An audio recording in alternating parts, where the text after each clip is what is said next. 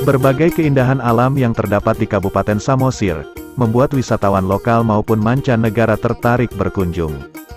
Selain pemandangan alamnya yang asri, seluruh wilayah Samosir dibalut dengan kultur adat dan budaya.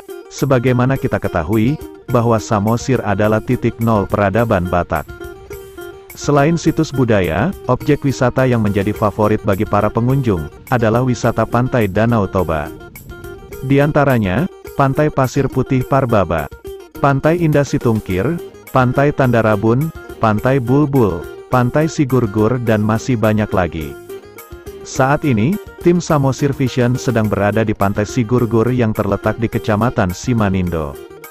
Pantai ini selalu dipadati pengunjung pada saat musim libur tiba. Pantai Sigurgur merupakan pemandangan danau yang paling luas di kawasan Danau Toba. Sehingga pada saat berada di sana, membuatmu seolah berada di pantai laut lepas.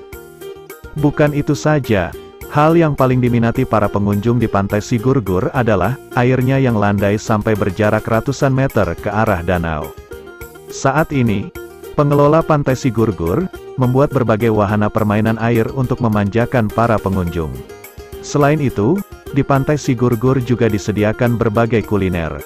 Di antaranya, ikan nila panggang, ikan goreng dan berbagai jenis minuman segar. Masih penasaran? Datanglah ke Pantai Sigurgur yang tepatnya berada di Desa Cinta Dame, Kecamatan Simanindo, Kabupaten Samosir.